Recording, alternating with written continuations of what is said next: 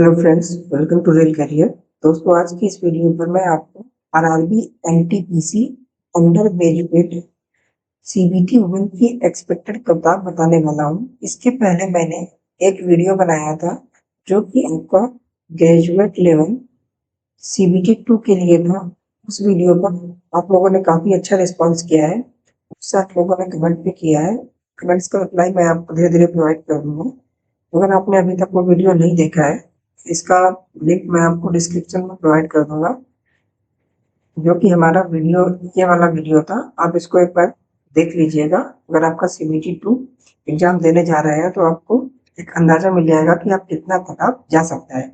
चलिए इस वीडियो को स्टार्ट करते हैं under graduate CBT cut off के बारे में। तो देखिए, ये एक डिटेल वीडियो मैंने बनाया है। इसमें आपको एग्जैक्ट लगभग कट ऑफ पता चल जाएगी कितना कट ऑफ आपका सीबीटी उसको देना है।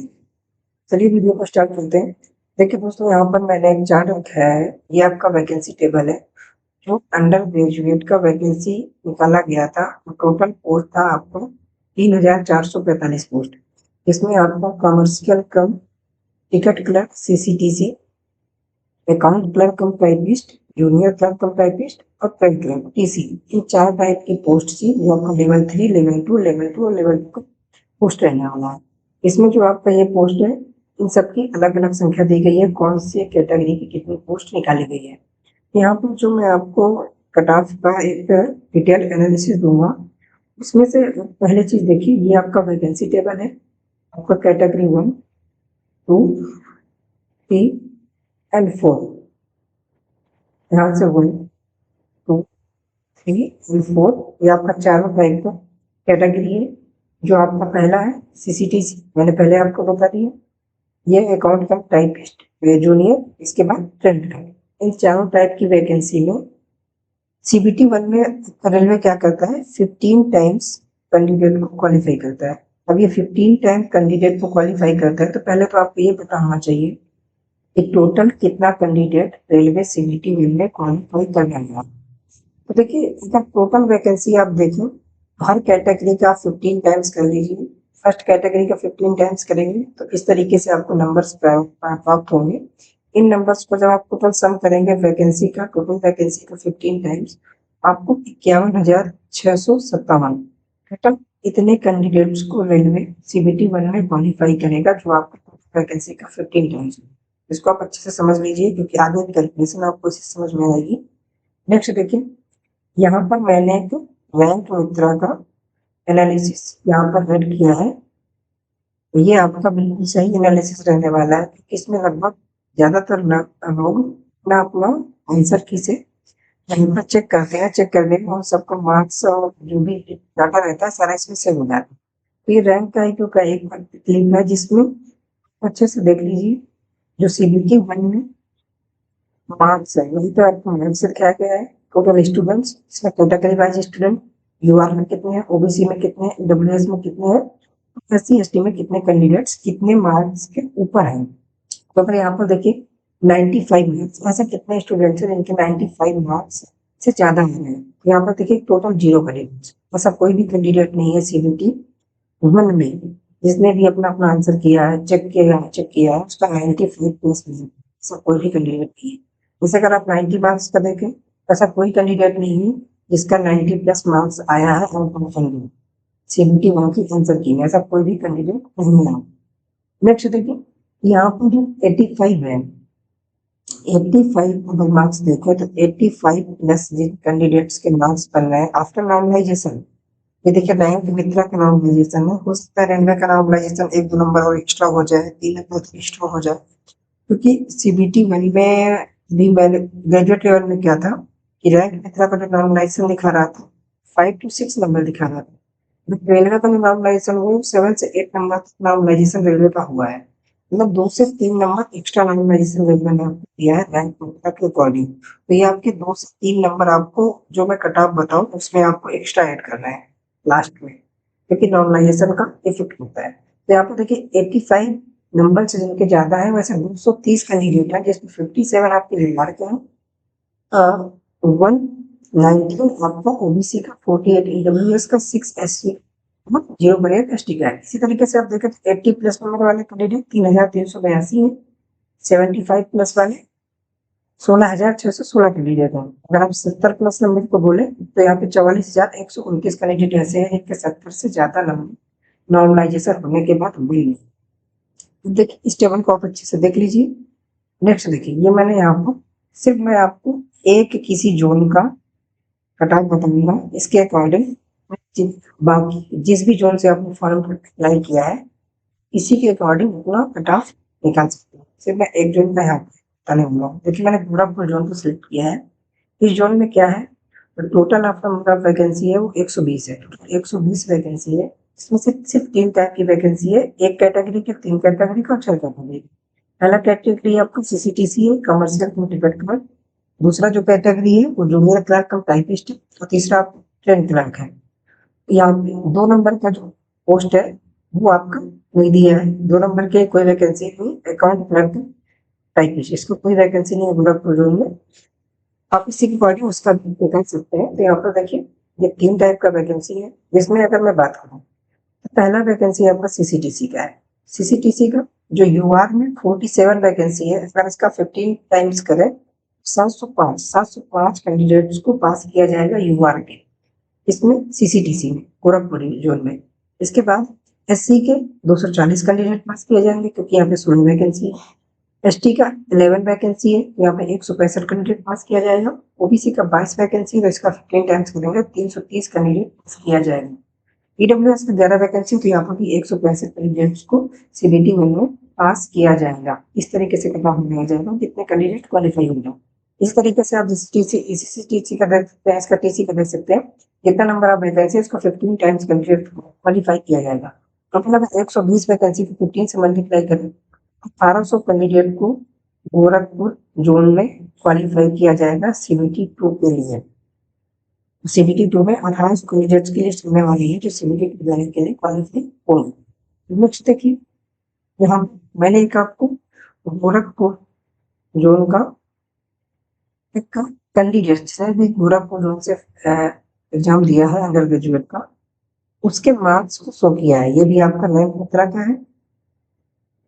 आपके पास रैंक मित्रा के टेलीग्राम चैनल पे जाके चेक कर सकते हैं, अच्छे से पीडीएफ देख सकते हैं।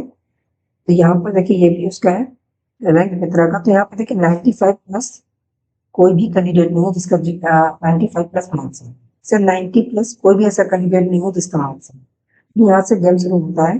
85 प्लस 5 कैंडिडेट है, 80 प्लस 83 कैंडिडेट है, 75 प्लस 376 कैंडिडेट है। अगर 70 प्लस देखें तो आप 971 कैंडिडेट ऐसे हैं जिनके मार्क्स 70 प्लस बन रहे हैं।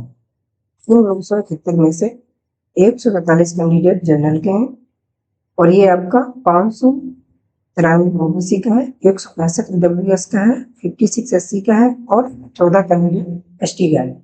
इस तरीके से इतना कैंडिडेट है जो वहां पर 70 प्लस मिल रहा है। देखिए यहाँ पर क्या है, आपको यूआर में कितना कैंडिडेट क्वालिफाई करना है टोटल। अगर आप देखें सीसीटीसी पोस्ट के लिए 750 कैंडिडेट चाहिए। आपको रेलवे को 705 कैंडिडेट ऐसा चाहिए जो आपका यूआर में क्वालिफाई कर। अब अगर 705 कैंडिडेट आप यहाँ पे लेंगे तो यहाँ पर देखिए, यहाँ पर यूआर में 376 कैंडिडेट ऐसे हैं जिनके 75 है। इसमें यूआर के कितने 57, लेकिन इसको यूआर के चाहिए कितने 705 कैंडिडेट। 705 कैंडिडेट वो कहाँ से लेंगे।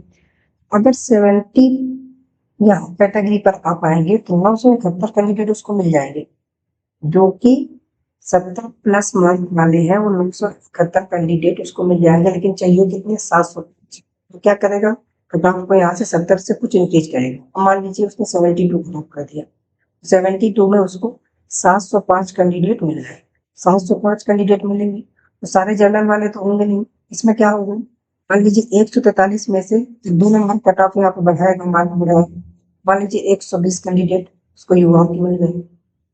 बाकी कैंडिडेट जो ओबीसी होंगे जो 72 प्लस होंगे वो यहाँ से ले लेगा। मान लीजिए 500 कैंडिडेट उसको यहाँ से मिल गए। ठीक है, तो ये कितना हो गया 620 हो गया। बाकी कुछ ईडब्ल्यूएस वाले भी होंगे, वहां से 50-60 कैंडिडेट मिल गए। एससी एसटी वाले होंगे, तो कैंडिडेट मिला के 705 कैंडिडेट यहाँ से मिल गए। जब वो कट ऑफ 70 प्लस जाएगा तब उसको 705 कैंडिडेट यहाँ से मिल जाएंगे। इसका मतलब अगर सीसीटीसी का आप कट ऑफ देखो तो सीसीटीसी का जो कट ऑफ रहेगा 70 प्लस एक या दो नंबर आप जो बढ़ाएंगे तो यहाँ पे 70 प्लस 72 मार्क्स के समथिंग रहने वाला है। 70 मार्क्स के लिए सीसीटीसी के लिए पूरा डिवीजन का कट ऑफ रहेगा। लेकिन यहाँ पे एक दिक्कत क्या है, मैंने लास्ट स्टार्टिंग में बताया था नॉर्मलाइजेशन में 2 से 3 नंबर रहने का ज़्यादा रहेगा। अब आपको 2 से 3 नंबर और जोड़ना है इसमें। तो अगर आप 72 में 2 नंबर मान लीजिए जोड़ देते हैं तो 70 प्लस 74 से 75 समथिंग ये आपका सीसीटीसी का कट ऑफ रहेगा गोरखपुर का। मतलब गोरखपुर का मैं बात करूँ तो 73 से आप 75 तक बोल लीजिए।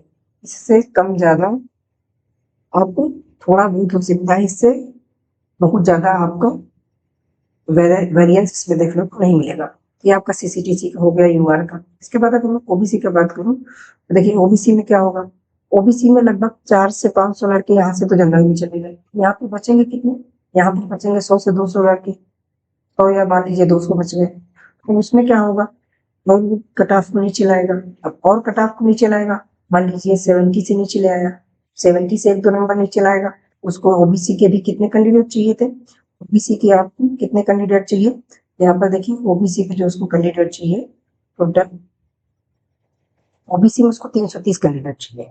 330 कैंडिडेट अब उसको कैसे मिलेंगे, 330 कैंडिडेट सीसी के लिए यहाँ से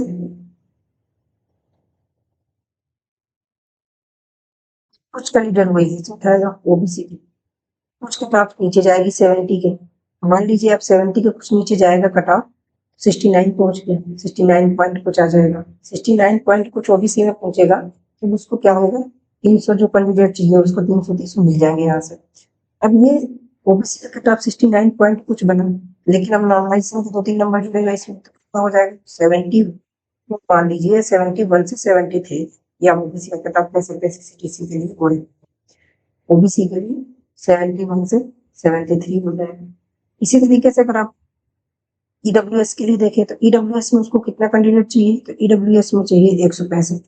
तो यहाँ पर एससी में भी एसटी में भी 165 चाहिए, ईडब्ल्यूएस में 165 चाहिए। तो अब 165 कैंडिडेट ईडब्ल्यूएस यहाँ तो थे, जिस जनरल में चले गए, जब राजभर यहाँ पे नीचे लाएगा तो यहाँ पे भी क्या होगा, ईडब्ल्यूएस का भी यही 69 समथिंग कुछ हो जाएगा।